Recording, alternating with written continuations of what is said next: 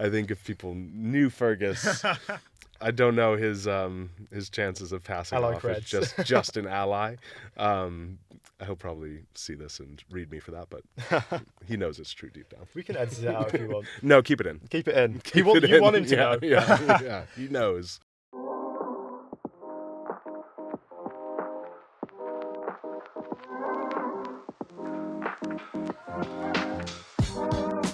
Welcome to the Outtakes, the official podcast of National Student Pride, the podcast where we go behind the scenes with some incredible guests doing their bit for the LGBTQ+ community. For this episode, I'm joined by Devin Ibanez, the first out Major League rugby player and LGBTQ+ advocate. Thank you, Devin. Thanks for joining us. Happy to be here. So, Devin, on this podcast, what we like to do is sort of build a bit of a character profile and, get to know a bit about the origins of the guests we have on. So would you be able to sort of touch on, coming to terms with your sexuality and what that experience was like for you?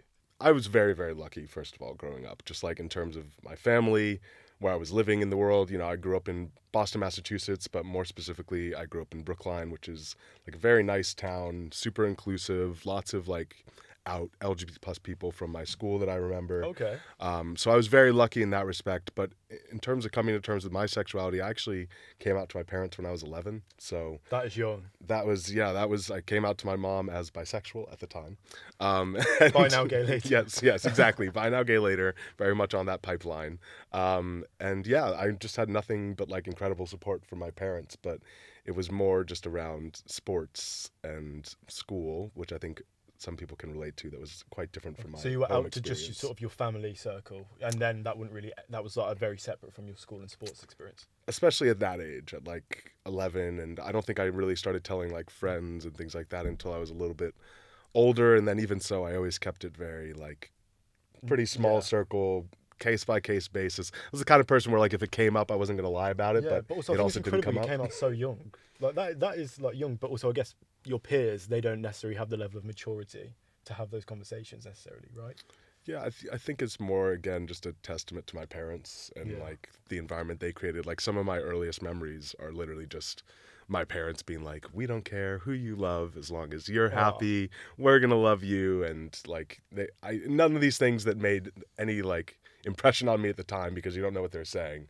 But then when you do actually start having those feelings about your sexuality, you just know like, I don't need to hide it from my parents. I already know that they've told me from as long as I can remember that that's fine, and they're happy if I'm happy. And I guess that's a testament to, if you have supportive parents, the type of experience your child can have is completely worlds apart from, when you're not given that support system. Definitely. And I mean, and I know how like privileged I am to be able to have that kind of experience, because even with that support, like I think we all know there's so much that's outside of your family's control and your parents' control that, makes it so difficult. I'm just like so grateful to actually have that kind of a support system behind me. Cool. Thank you. And then I guess we were just sort of discussing that swimming was the first sport that came into your life. So when did that happen? And then when did you sort of make the transition into rugby? I was swimming as my first sport. So probably when I was like 5-6 years old, I was on a swim team, and it was something that my mom used to do growing up. So I think that was kind of the, putting the kids to follow in her shoes. She always says that I word it like that. She's like, you did like bit swimming, like a pageant right? mom kind of thing. She was like, you did enjoy it though, right? And I'm like, I did enjoy eating rice balls and snacks at the meets. Like, yes, I enjoyed that part of it, but I don't know so much the long swimming in the cold pool. But yeah, I did that for most of my childhood and a couple other sports. And then I got to high school age, so like around 14, and I was just very ready to move on from swimming and do something new. And it was kind of impact. Something with a little bit more contact. I mean, completely, it was that. I wanted to do try a contact sport. I was a kid who had a lot of anger issues growing up and a lot of trouble controlling them. Yeah, I was. That shocks me because you've got very calm energy. Well, when you spend 16 years getting to just play rugby and go all out, and you've got your outlet. When you have an outlet now versus when you're 10, 11, 12 years old and you're going through puberty and you're going through all the things that come from being in middle school and being an LGBT+ kid, there's a lot of anger to be spread around through sport. So I had this idea that I wanted to do a contact sport. And so my first initial thought, I think most American kids, is I was like, hey, why don't I try American football? Because that's what everybody does. And I just absolutely hated it. It's very stop and start, I found. Well, obviously I watched the Super Bowl for the halftime show. but then I did catch a bit of the The second game half, itself, or like yeah. the third quarter, I guess. And I was like, this is very stop and start. Like, this is a slow process. It It's is a not got the very slow momentum of rugby. process. And that's the game, too. I mean, games are the fast paced version. The trainings themselves, it was like 3 hours of you just like standing there and people telling you what you're supposed to do on each play. So I did not connect with it. I'm a super ADHD kid as well. So it was like very hard to keep my attention like that. We need momentum. Yeah, I'm like, I need to get this going a little bit quicker than just tell me what to do every need a time. scrum. So exactly. So I actually stopped playing after a couple months because I also was getting bullied. Like, it was a terrible just environment in general. Just like, I never enjoyed the culture that at least my school had in American football. I won't speak to the entire sport because I haven't played at all levels of American football, but eventually I just stopped playing, and then I wasn't really playing any sport, and then eventually I looked at what other sports we had, and rugby was on the list. Yeah, it really shocked me that your school had rugby, because to me it's not a typically like American sport, I guess. It's definitely not a stereotypically American sport, but I was really lucky to have a school that we had one of the oldest rugby programs in Northeast in New England, where I was from. So I guess Boston's got quite a large like British and Irish. Big like, Irish, yeah, especially the Irish community, influence yeah. is like a really big influence there. So, and one thing a lot of people don't really know or think about in terms of scale is the rugby community in the U.S. It's actually the second largest community of players in the world, behind the UK. That's crazy. Just in terms of sheer numbers of players, because of just how big the US is, really. That's great, because I just never associate the country with rugby. Yeah, it's really big at the university level. Okay. So like not as much at the youth and high school level. But yeah, I just sort of fell into it and picked it up and found out that I was half decent at it and never stopped doing it. Just a bit. Well, I started out relatively average, like most. I've never been like a super good athlete or anything. I just found a sport that kind of motivated me and connected with me. So then, how did you make the transition from rugby at a high school level to then it becoming much more of a career for you? I like never, when I got into rugby, really envisioned it as like a career or something that I would do. Like, it was just something I was just so passionate about, and I loved doing it that I was like, let me just keep taking this as far as I can take it and see what happens. So, after I started it in high school, I ended up becoming captain of the team, so I was taking it a little more seriously then. And then I went to university, so I went to UMass Amherst, which was a Division I university. What did you study? I studied sports management. Sports management, okay. Yes, I did.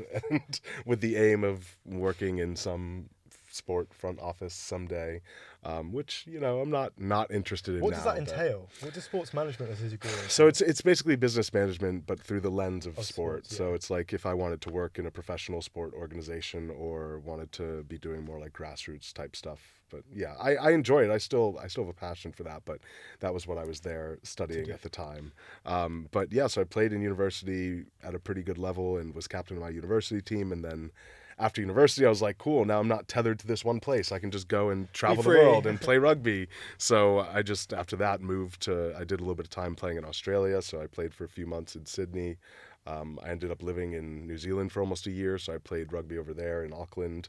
And then I foolishly decided to play a season in Scarborough and played for about 8 months. Oh, it was horrible. Why was it one of the worst horrible? times of my life. Because it's Scarborough. Not just because it's Scarborough, but I'm not going to say that it wasn't because it was Scarborough. It was Scarborough adjacent. Like It was definitely some factors about it being Scarborough. It was middle of the winter, pretty much. I mean, because I got there from this October. country is not good in the winter. Yeah, I was living there from October until like April. It was like literally the worst times of year. You need an SAD lamp stat. And I was going there from New Zealand, which is just like beautiful all the time and warm and lovely. So it was a very steep drop off from my experience. People just go into the supermarket barefoot. It's just a freer, more nice place. I would move to New Zealand if I could. So Devin, another big part of your life, like rugby, is your lovely relationship with your boyfriend Fergus. Yes. How did you originally meet? So we originally met on a dating app, an unnamed dating app, and we basically started seeing each other through that. And he was basically studying in. And that was when the you were US. in the UK. Oh No, so we met when I was in the US. This was in 2017 or so, around that time.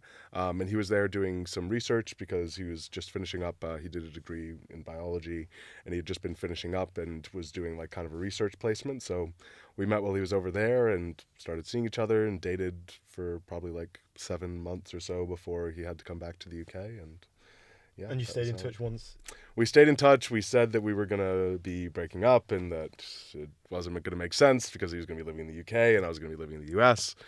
But love finds a way. Here we are 6 years later, still together. So yeah, we basically just started dating long distance after he came back and made it work.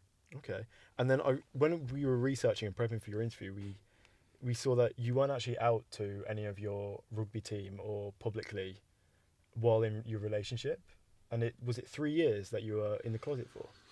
Just about. I mean, and again, in the closet, like it's grey area. It's all perspective and context, where it's like a lot of people I know.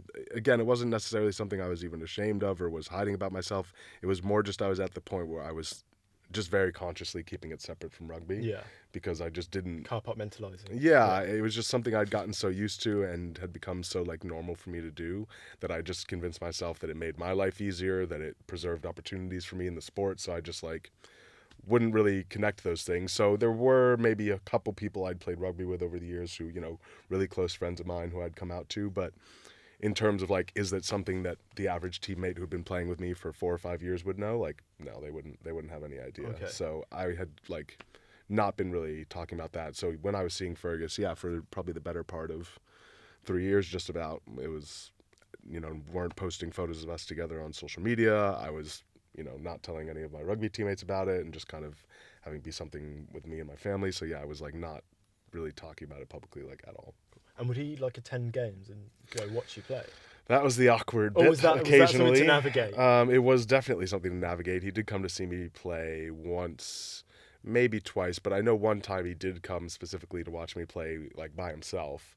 And that was a really awkward one where it had to be like, and that was when how you were are we playing positioning in the UK this? or the US? No, this was in the US. Oh, okay. And so it was like, how do we position this? Like, what is my stake? Yeah. Why am I here?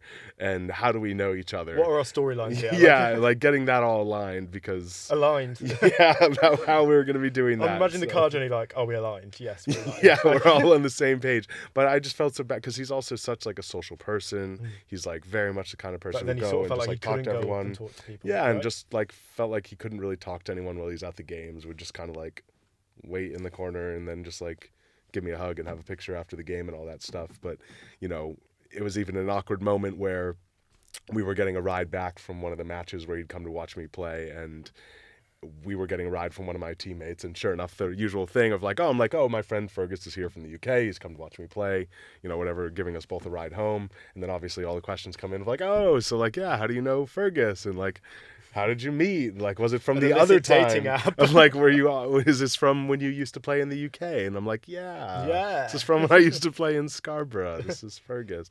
So it was just all that stuff Fergus, like that. where in Scarborough do you live? Yeah. So it was very, very awkward, and not just for me, but I'm sure especially for him, where he really didn't want to do anything that was like outside of my boundaries and any way that was going to like out me or make me feel uncomfortable. So it was just like, not a good experience for him to try to like come and watch me like on the sly, like, oh, I'm not dating this person, I'm just here to be a good friend. Like, I'm just an ally. Yeah, just an ally, which I think if people knew Fergus, I don't know his chances of passing ally off creds. as just an ally. He'll probably see this and read me for that, but he knows it's true deep down. We can edit it out if you want. No, keep it in. Keep it in. You want him to know. Yeah, he knows. Just listening to you talk, to me it almost seems like this wasn't about your personal battles with your sexuality, that you weren't really bringing this to the forefront of your rugby career. It's almost much more like you were scared of this, like limiting you with opportunities, affecting your relationship with your teammates. Would you say that's true? Yeah, but I mean, that's also my perception of it. I mean, I think it'd be impossible to say that there's still not the impacts of like internalized homophobia and just the environment that I was in, even under the best of circumstances with the way that I was raised and everything. Like, as much as I'd like to say, I wasn't ashamed and I was clearly still afraid of the way people would react. And, I think I had this fear of, especially around the time when I was in university and I was a little bit younger, I really had this fear of like just being known as the gay rugby player, and like that would be all that I would 5 be known years for. later, it's There's your brand. some things have changed since then, but at the time that was one of my really biggest fears. Was I was like, I don't want being reduced to this one yeah thing, I'm like, right? I put so much into this sport is like my entire life, and I have a lot of intensity that I put towards it, and I just didn't want it to be about like, oh, it's not about how hard he works, it's not about what he does on the field, it's like, oh well, this is his identity, and that's how we know him. And at the time, to me, that didn't sound like something that I like wanted, and I felt like it was almost devaluing your sports. And that it would be achievements, reductive, and that I Yeah. would, I also just convinced myself that it would make it harder for me to connect with my teammates, and that, my teammates wouldn't want to play for a team where they had an openly gay captain. And whether or not these things were true or founded anything, it's just the way that I felt from the environment that I was in, and, that was just kind of my reality at the time was, that's what was going to happen. How do you feel like your coming out impacted the way you perceived in the media and like to fans? Did you feel it necessarily? I mean, I wasn't like somebody who had some massive, like, rugby players, professional rugby players. Like, we're not talking about the NBA. Yeah. We're not talking about the NFL, especially in America. Like, I'm not going to pretend I was some person with like droves of fans who knew who I was. For me, it was more around just like the hundreds and I mean maybe even thousands of people I'd connected with playing rugby throughout the years, and whether those were coaches, whether those were teammates that I really respected and valued. It was just like this entire network that I was now worried was, maybe I were going to lose friends, or maybe they, maybe it would be more that they would say things to me, and then I would just decide that I don't want to be, change my perception of them and make me rethink, the impact that rugby had on my life. It was almost like risking pulling the rug on everything you'd built so far. Exactly. Right? And I think I also convinced myself that, I didn't want it to be a situation where I was maybe getting opportunities because now they're like, oh, well, it's the gay rugby player, we have to include him a little bit because, like, I didn't want to be perceived like that. Just like a tick in the box. Yeah, and I also didn't want it to go the other way, which is like ultimately homophobic people who are still in leadership positions in rugby just being like, this is a team sport. We don't need another distraction who's just banging on about his personal identity all the time. So it's like there's all these different things that just kind of swirl around in your head. And again, that you convince yourself are true, whether or not they are at the time, they feel very real. You're almost just lost in the mist of it all, right? Like there's just so much to think about.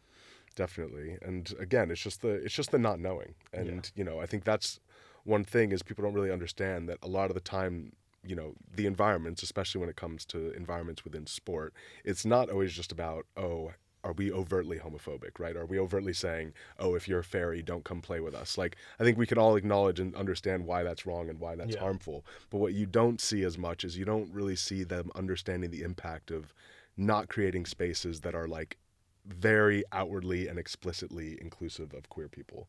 And the difference between those two things is massive, because when you don't have that, it really does create this environment where you are going to create these narratives, right? You are going to assume the worst case scenario, because the fact of the matter is we've got hundreds of years of evidence of sport and how like heteronormative the environments are, that's something that's reasonable for us to expect. Like it's something that we have basis behind. So I don't think there's that quite understanding of how much work needs to be done to undo that perception. I think people just sort of see it as like, oh, well, wouldn't mind if a gay person came to play with us, so everything must be cool. It's like, well, no.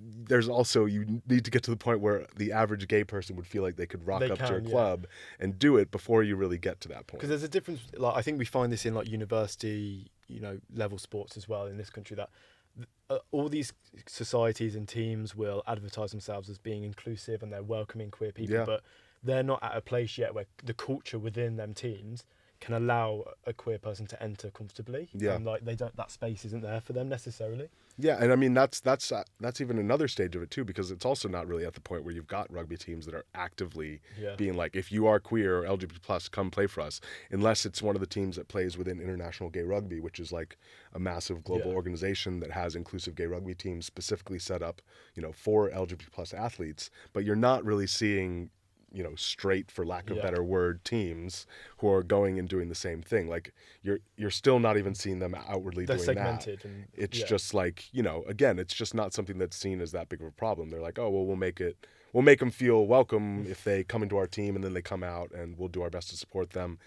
And that's not even necessarily every club. That's like the best case scenario is you're going to have a club that at least understands that if somebody does come out, that they're going to try to rally behind them and it's not just virtue signaling and just empty words, right? Exactly. And I think there is that intent there, but it's just there's not the proactiveness to actually like create those environments in a way that is actually effective, and then they wonder where the disconnect is and why there's not that many athletes that are coming out and joining their teams, you know. Did you experience a change when you did come out? I mean, there was definitely a little bit of that from like the wider rugby community of like an article online on like a rugby page where they're like, oh, they have to read this post about an openly gay like rugby player, and obviously the first thing you see is like, why does this matter? Like, who cares? Like, a rugby player is gay. If he's gay, I don't care. As long as he can play, he can be on my team. And it's like some of them in a supportive way, other ones in a not supportive way of just being like, get this shit off of my feed. Like, I don't want to see it.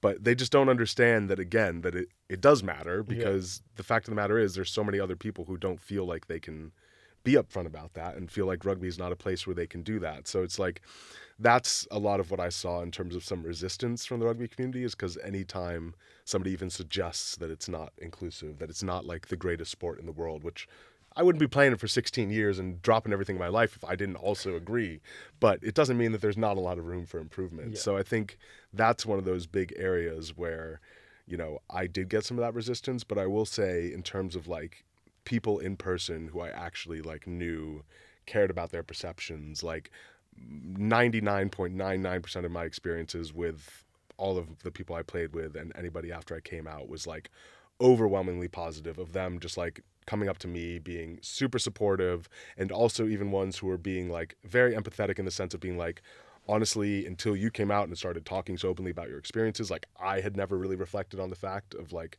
how inclusive or not inclusive these kinds of environments we're in like are, and just sort of realizing that being supportive of somebody after they come out isn't necessarily enough when, you know, we have the kinds of environments that have been created. So that for me was like really impactful to see, was just seeing actually that a lot of my teammates really respected me a lot more after I did this and was, you know, speaking about it really openly, to the point where they took me aside and would tell me that really directly. So like that's meant the world to me. Absolutely. And that must have been such a relief and like weight off your shoulders as well. It really was. But then there was also the kind of like other complicated side of it, which was like my coach, one of my coaches at the time, who had plenty of bad experiences with, of like him making homophobic jokes and like comments over the years that really contributed to me feeling uncomfortable coming out, and like I wouldn't be safe. Exemplified the culture that you sort of had. Exactly, like with, right? The person who I almost would like pin of like the poster boy of like how I would not want a coach to be if I was on a team.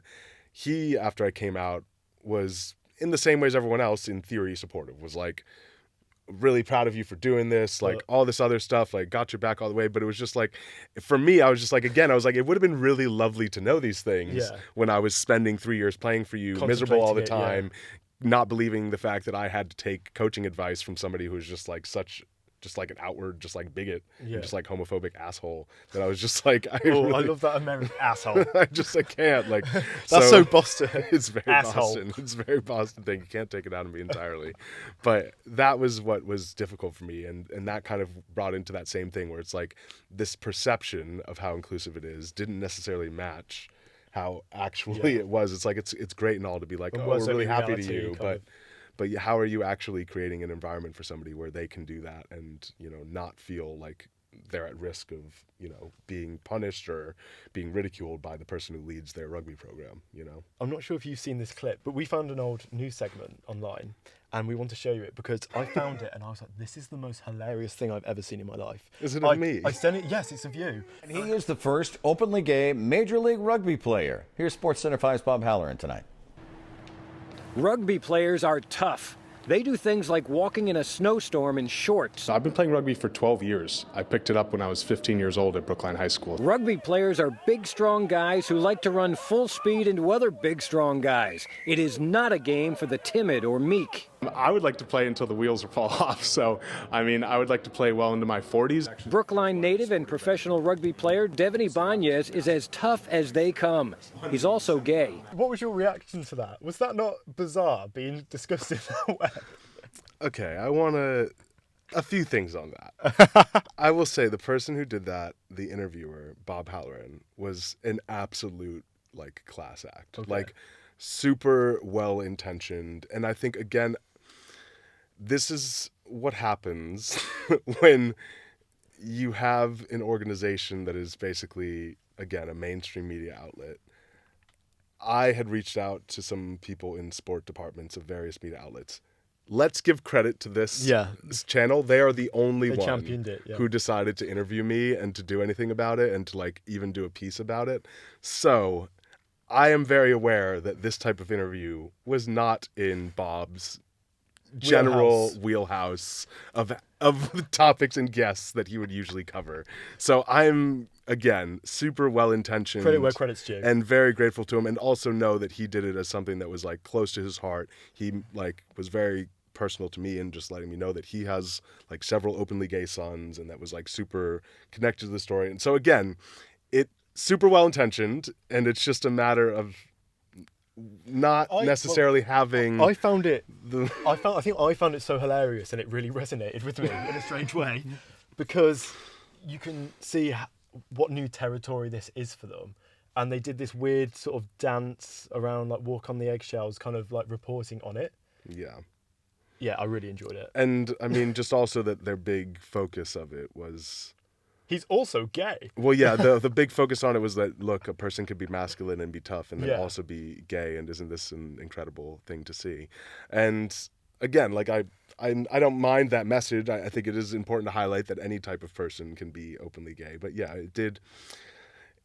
it probably wasn't giving what they thought it was giving. But yeah, I mean, again, I think it does just go into that same kind of point where it's like there are some people out there who are really well-intentioned, and I think it doesn't become how apparent, again, like you said, where that disconnect is and like the way that it's kind of viewed and talked about until you actually are in that kind of a space, and then you're just like being interviewed, and that was the result. But I stand by all the things I said in that interview, and I also am genuinely not just saying, I mean, Bob has since retired, I know, and is like a really long time. I think it was like, one of the most successful ones in the region. So that's the thing. Like, this was a direct, basically, thing where I had reached out, and they could have very easily not done anything with it. Like, just be like, it's not like their bosses were being like, you really got to cover this piece. It was like something that they picked up as like, I want to do this. So again, I have all the respect, even if it isn't going to be something that people look at in 30 years and be like, wow, media was really ready for an openly gay rugby player when he came out. So Devin, at what point did you make the move from the US to the UK, and how did you transition your rugby career during that? So I'd just been here for a little bit over a year now. So I moved here, I think last December. Okay, still quite new. So yeah, so just over a year. I feel like I've settled in pretty much now, but the transition, I mean, I moved over here for a few reasons. One of it was rugby. I felt like I'd hit a little bit of a dead end in terms of Boston, and just I'd been there for so long, and everybody knows me, obviously, of just like me being there and playing for so long. Not because of that, literally for no reason, not at all because of fame, but just because it's like when you play in the same tiny community competition for 15 years, I think every rugby player will be able to relate, like, it's not that big of a world, right? And so when you've been playing in that one region of the United States for 14, 13 years, it's like everybody already feels like they know what to expect out of you. They know what your potential is, and like they know what you're going to get, when you're playing in a game. So I think for me, I just kind of like plateaued where it was like I needed to be somewhere where people didn't have these like set expectations of what I could do. So I was ready to move on rugby wise. Yeah, a new challenge and just like bounce around somewhere new. I was ready for rugby wise.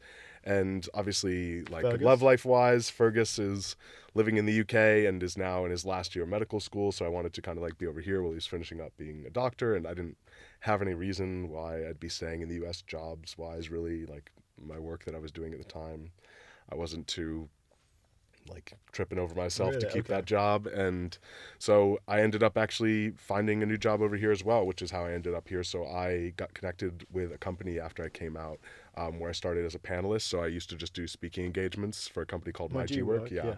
And basically they just do like LGBT plus recruitment and help companies not only be more inclusive, but just like do trainings and bring in different people to the organization. So I really was passionate about that and the idea of, taking my passion for rugby and trying to make rugby more inclusive, which there's not always as much interest from the rugby community to take my advice on that. So it's like, what, let's go for a more general approach and focus on how we can make companies in general more inclusive. Let's go for a trickle down strategy. So I ended up doing that and basically interviewed for a position doing customer success, which is just, again, just directly working with different organizations to really understand like what they need to do to become more inclusive, where they are on their journey, and figuring out how can we make your company a place that's better for LGBT plus people and just all people to come and, thrive in. So that was how I ended up over here. And so they actually ended up sponsoring my work visa and making it possible for me to come and live here with my partner and move. So still opening up a bank was a nightmare though. Yes, still opening a bank was a nightmare, even with all the right things and all the right documents. They still make it as difficult as possible. But yeah, I ended up being here really for a lot of reasons. It ended up being the rugby, it ended up being the career, it ended up being my love life, and it just seemed to make sense. I was at the stage where I could definitely use a little bit of a change, and yeah, I think I was very ready to move on from Boston after being there. What's the thing you miss the most about Boston? There is one thing I do really, really miss about Boston. I had set up like a community touch rugby thing that I had pretty much kind of started myself during the pandemic. And what was that? Oh, like tag rugby? Yeah, just like touch tag rugby, and it was all kind of became a thing during the pandemic to where we didn't have organized rugby going on. We were at that point where you were allowed to be outside with masks on and stuff like that, but we couldn't still get into like contact sport. And so what started as, me and a couple of the kids from the local high school and one of my friends ended up growing into, some weeks we would have 30 people, some weeks we'd have 15 people at the set, and just like we would just go and we would just play touch rugby for like 3 hours straight, and it would be like high school boys, high school girls, people who had never played rugby before. It'd be professionals like myself and others who were either active or former, and people who played for Team USA, and like fantastic women's college players. Like it was just such a huge mix of just like the community. Just a melting pot. Yeah, and I just had never found this place where I felt so included, because quite frankly I was the one in control of the entire thing, because I was the one who brought them all there. That's incredible, because almost you're able to take your learnings from the cultures that coaches in the past you had were creating, and you were then able to completely turn that on its head when you were able to sort of, I guess, step up to that coach mantle. And do you feel like you try to help contribute to like a more inclusive kind of space? I definitely want to, and I haven't done as much formal coaching. Especially since coming out, just because between playing and everything else that I'm doing, I don't have the time to really fully commit and put in what I'd want to put in for coaching. But that just ended up being something that was just so organic, where it was just like we all needed a space to play, and I was just like became a thing where everybody was welcome, because I wanted everyone to be welcome there. I wanted everyone to have fun, and I wanted to have a way that I could stay active and do what I wanted to do as well. And it just ended up being just like such a beautiful experience, and I was so close with everyone there that I think that's been the thing that I've really missed since I moved, is not just being able to like go and once a week see like 30 of my closest friends in one place and do the thing that I love most, which is just like messing around and playing a sport that I love.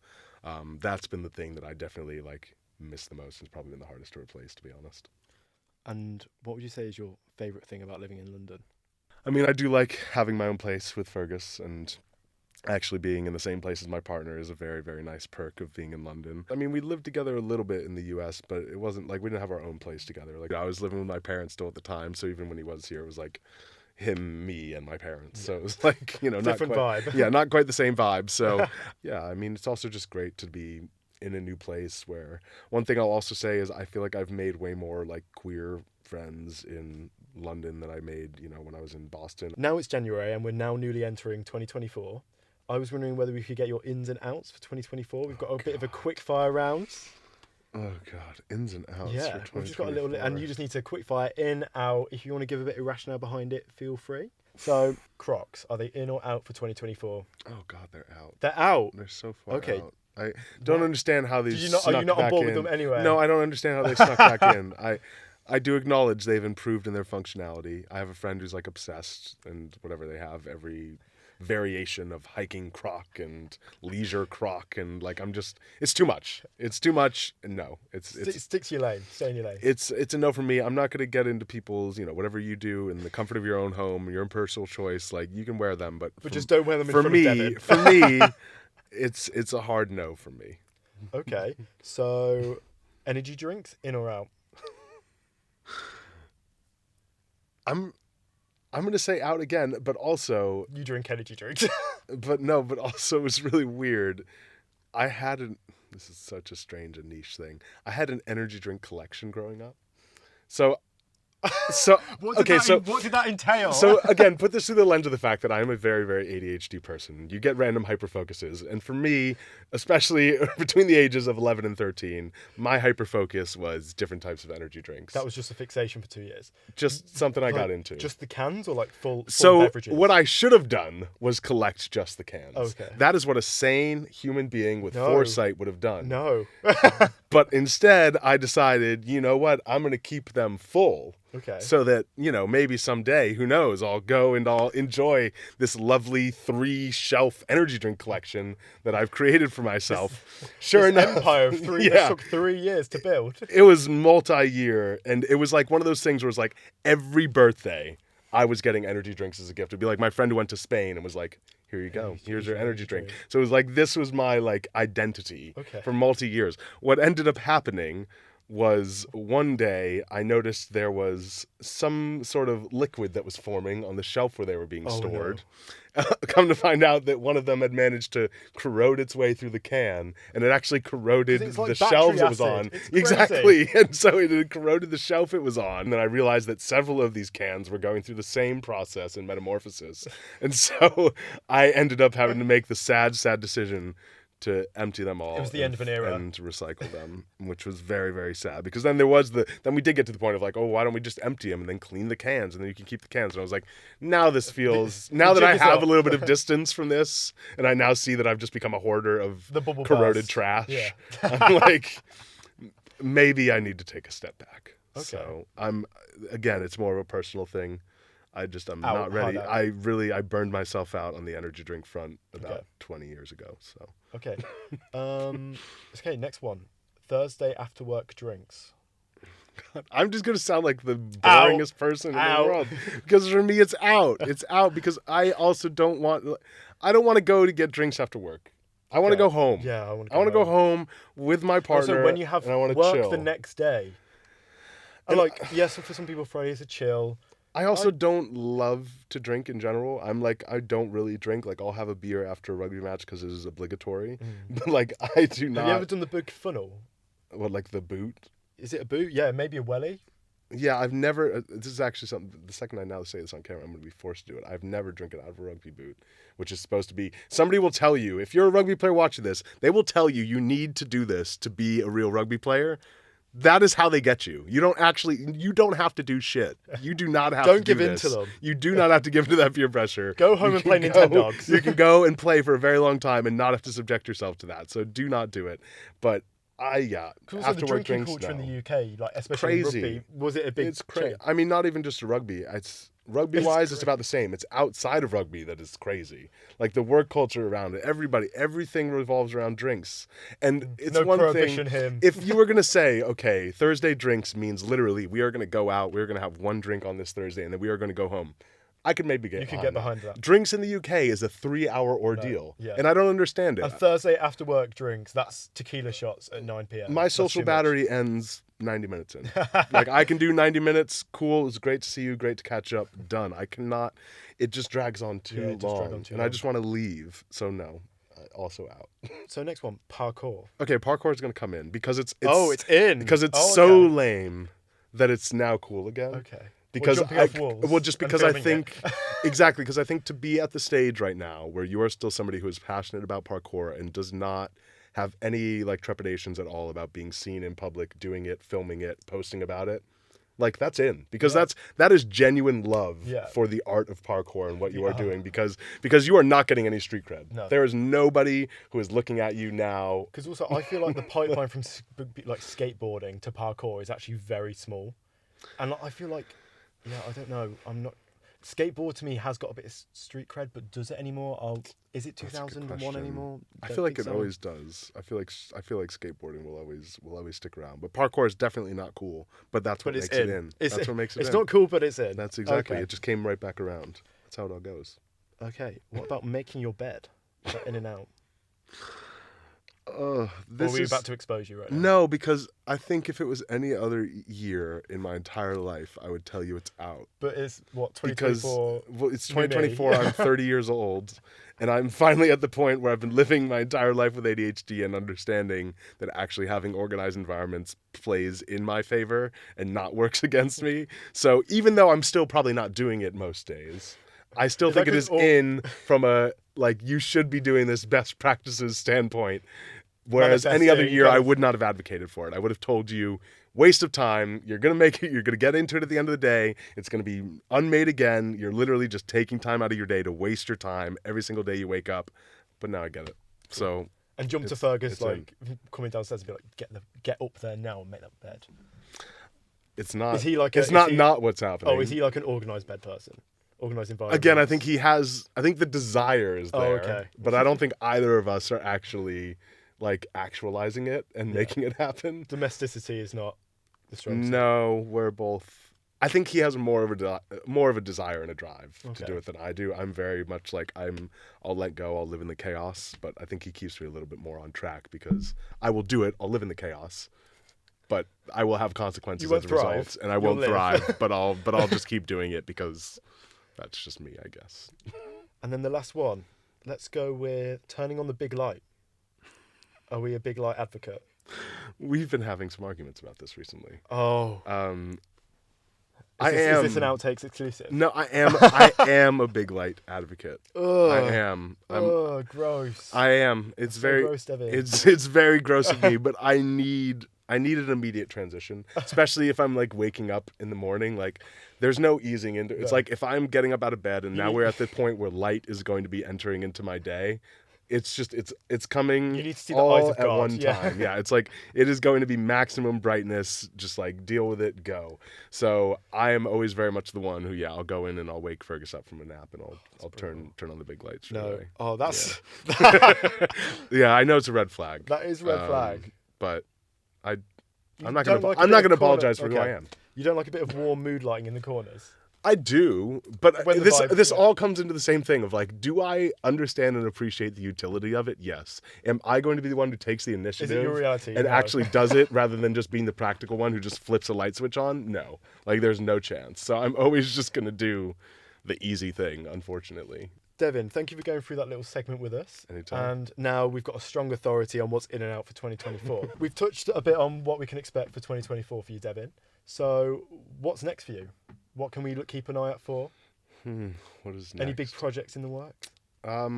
I do have a lot going on, especially like just through my work with my G work. I've just been doing a lot around like organizing various community events. So gonna hopefully be going to a lot of different Pride events this year and things like that. National So, Student Pride? National Will you Student be Pride making being one of them. appearance? I will be at National Student Yeah. Pride all day. I'll be there. Love it. I'll see you there. I went there for the first time last year. Had a great time. So I'm definitely gonna be back. Unfortunately, I couldn't catch you. I was in the podcast studio just Yeah, locked working away, like a dog. doing what you got to Yeah. do. So yeah, it's just gonna be a lot of that. But one thing, and it's not a project. Unfortunately, I don't have anything super exciting that I can plug right now. I've just been too busy with just getting through my day-to-day life. But one thing very exciting coming up that I'm looking forward to is I'm going to be living in New Zealand for probably from April until the end of May this Okay. year. Another relocation. Just a temporary relocation. I'm still going to be A pit stop. working. I'm still going to be working. Just a little vacation over there. Fergus is doing a medical placement, Okay. so Oh, we're that's gonna be nice that you there. can go together then. So we're going to go together and going to be there for like just over a month and a half road tripping around. So I'm going to be obnoxiously posting about it because New Zealand is my favorite place in the entire world and I cannot wait to be back there. So. And if you want to follow Devin, where you Yes, so you can go to That Gay Rugger, at That Gay Rugger, which, as you were saying, is a bit of a stark difference to my initial thoughts and attitudes branding, it's around branding. it's branding, but it also came about just because of exactly what I told you, which is like that was my like biggest fear was So kind of being reclaiming known it. to that, and exactly Yeah. it was just like, well, you know what, screw it. Anybody who's gonna brand me that way and wants to think of me that way, like, let them. Like, who really gives a shit? So Who gives a shit? that was kind of the way I went for it. It was like, if that's the way that people are going to do it, I'm not going to concern myself too much with what those people think. So I'm just going to, claim it for myself. Nice. So at That Gay Rugger, I guess that's me now. I like it.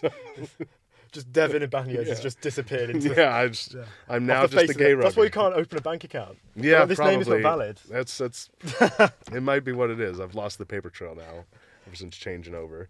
And then, Devin, would you mind just finishing off, just giving our LGBTQ plus listeners just, some final words, whether it's word of wisdom, any sort of positive final affirmations to send their way? I wouldn't necessarily say it's going to be a super lighthearted, positive affirmation, but I would say to anyone watching this to just, one, like, take your space. Don't wait for somebody to give you the space. Like, go and actually take that space, because ultimately, if you wait, you're just going to keep waiting. Like, people aren't going to go and just offer you up space. And when you are in a position where you have been wronged and it's very obvious, like, advocate for yourself loudly and very unapologetically, because ultimately we need people to do that right now. Like, if you're not going to advocate for yourself, unfortunately, as much as I'd love to say that our allies are going to do it for us, and hopefully if there's an ally watching, you'll understand that we need people to step up, we really need people who are just going to go all out and make sure people understand that, certain things that happen, certain things that are said are just completely unacceptable. So I think that's just one thing I want people to come away with. It's also, it's okay to be angry. It's okay to be sad. It's like, sometimes things happen and you're not going to be able to control your emotions or response to them. But ultimately, you can't necessarily control how you're going to react when these types of things happen. So you don't need to apologize for it. That was a great end to the podcast. Thank you so much for joining us today. Really appreciate it. And you've been a fantastic guest.